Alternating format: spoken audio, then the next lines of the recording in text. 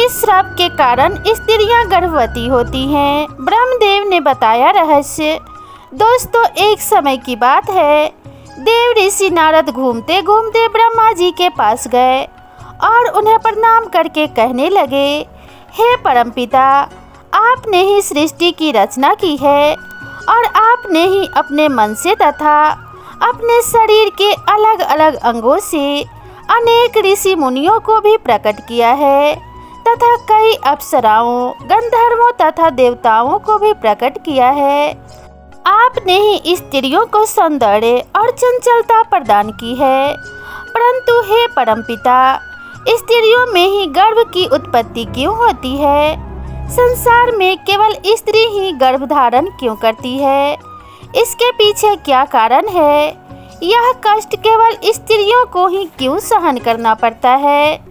नारद जी की बात सुनकर ब्रह्मा जी मुस्कुराने लगे और कहने लगे, हे नारद, आज तुमने उचित ही प्रश्न किया है और यह बात सत्य है कि संसार में सभी रोगों और कष्टों से बढ़कर गर्भ धारण का कष्ट होता है। गर्भ धारण करने में स्त्रियों को अत्यधिक पीड़ा होती है। इस विषय में मैं तुमको एक प्राचीन कथा सुनाता हूँ, जिसे तुम ध्यान से सुनना। जो भी स्त्री इस कथा को पूरी सुनती है, उसे अत्यंत गुणवान तथा रूपवान पुत्र की प्राप्ति होती है। देव ऋषि नारद ने कहा, हे परमपिता, मैं इस कथा को ध्यान पूर्वक सुनूंगा। कृपया आप कथा सुनाना प्रारंभ कीजिए। ब्रह्मा जी ने कहा, हे नारद, महर्षि पुलस्त्य का जन्म मेरे कान से हुआ था। पुलस्त्य मेरे मानस पुत्रों में से एक है और तुम्हारे भाई हैं।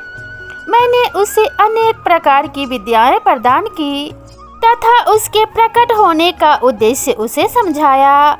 फिर मैंने उसे संसार के कल्याण के लिए तपस्या करने का उत्तम कार्य सौंप दिया।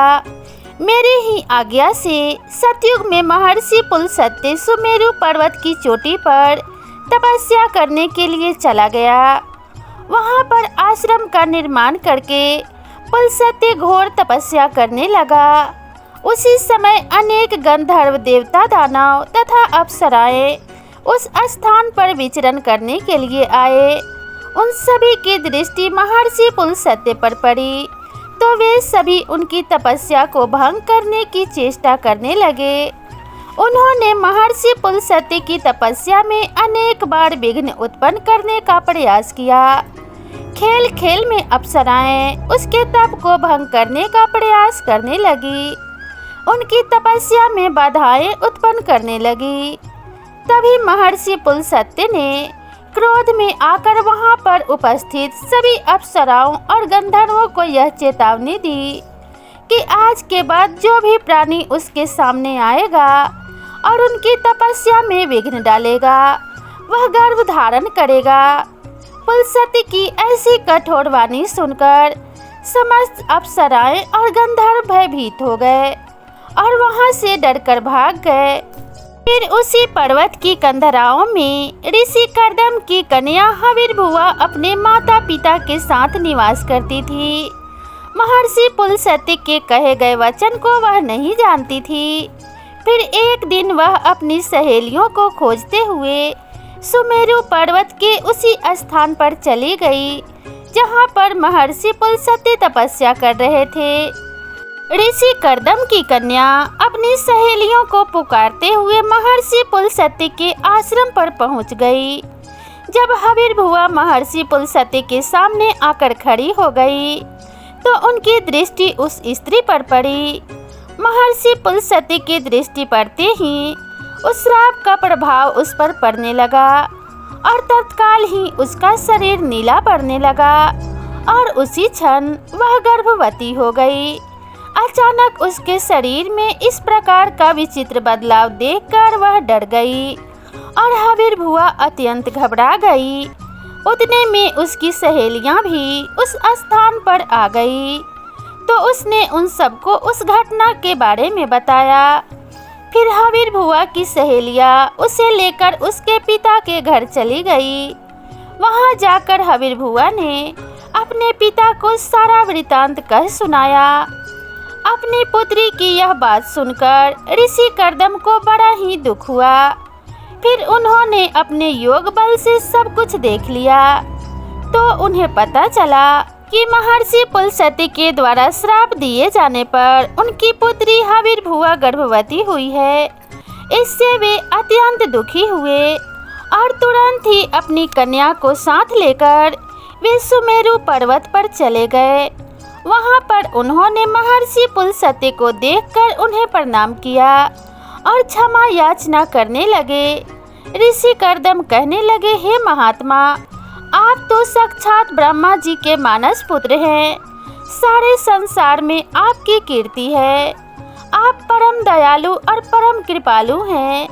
आज मेरी पुत्री के द्वारा अनजाने में ही अपराध हुआ है। वह आपके द्वारा कहे गए कथन से अनजान थी। आपके ही श्राप के कारण आज मेरी पुत्री गर्भवती हो गई है। यह संसार की पहली स्त्री है जो गर्भवती बनी है। इसलिए हे मुनिवर, अब मेरी पुत्री से कौन विवाह करेगा? जीवन भर यह कलंक इस पर लग जाएगा। इसलिए मैं आपसे हाथ जोड़कर प्रार्थना करता हूँ कि आप मेरी कन्या को पत्नी के रूप में ग्रहण कीजिए। मेरी कन्या सर्वगुण संपन्न है। इसके मन में किंचित मात्र भी दोष नहीं है। इसने अनजाने में ही आपके श्राप को ग्रहण किया है।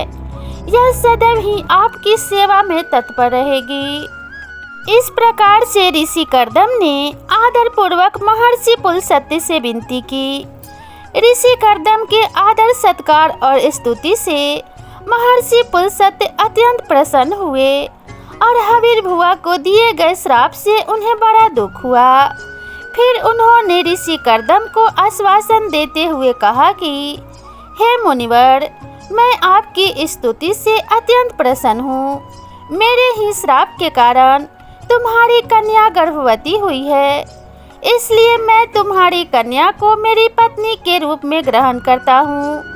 अब तुम चिंता ना करो। इस प्रकार से महर्षि पुलस्त्य ने ऋषि कर्दम की कन्या को पत्नी के रूप में स्वीकार कर लिया। फिर ऋषि कर्दम की कन्या हविर्भुआ महर्षि पुलस्त्य के साथ उनके आश्रम में ही रहने लगी और दिन रात सच्चे मन से उनकी सेवा करने लगी।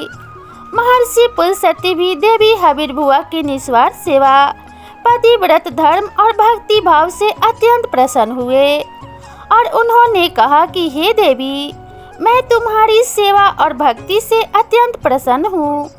इसलिए तुम्हें मेरे ही समान पुत्र की प्राप्ति का मैं वरदान देता हूँ।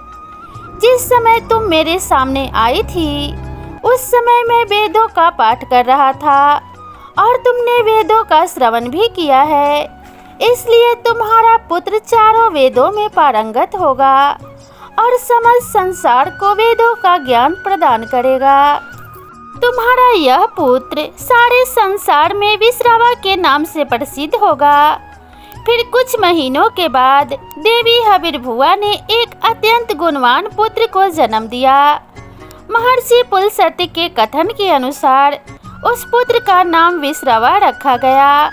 विश्रवा अपने पिता महर्षि पुलस्त्य के समान ही विद्वान, सत्यवादी और धर्म का पालन करने वाले थे।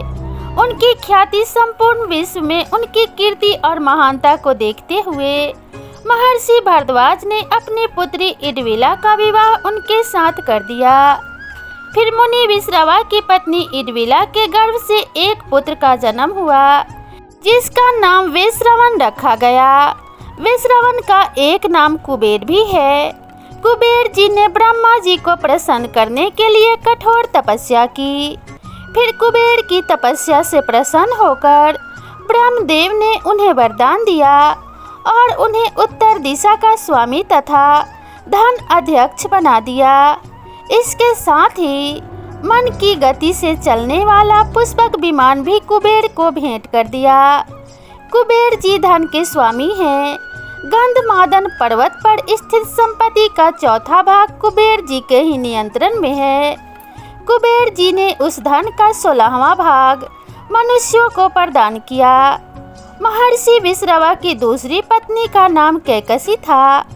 एक बार भगवान शिव ने माता पार्वती के लिए अत्यंत सुंदर महल का निर्माण करवाया था, जिसे लंका नाम दिया गया।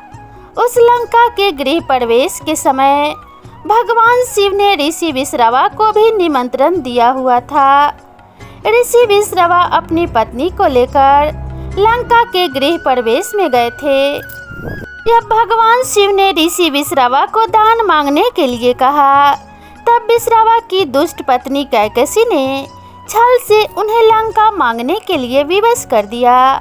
और भगवान शिव तो भोलेनाथ हैं, उन्होंने विश्रवा को लंका दान में दे दी, जिससे माता पार्वती को अत्यंत क्रोध आ गया और उन्होंने कैकसी को श्राप देते हुए कहा कि आज तुमने मेरे पति से जिस सोने की लंका को मांगा है, एक दिन यही तुम्हारी इस सोने की लंका को जलाकर भस्म कर डालेंगे। इसके बाद विश्रवा ने भगवान शिव द्वारा प्रदान की गई सोने की लंका को अपने पुत्र कुबेर को दे दी, किंतु बाद में कैकसी के पुत्र रावण ने कुबेर से वह लंका छीन ली। लेकिन त्रेता युग में भगवान शिव के अवतार हनुमान जी ने उस सोने की लंका को जलाकर भस्म कर डाला था। ब्रह्मा जी कहने लगे, हे नारद, इस प्रकार से महर्षि पुलस्त्य के श्राप के कारण संसार की स्त्रियां गर्भवती होती है। मैंने संसार की समस्त स्त्रियों को पुरुष से भी अधिक सहनशील बनाया है। उनमें हर दुख को सहन करने की क्षमता पुरुषों से कहीं अधिक है।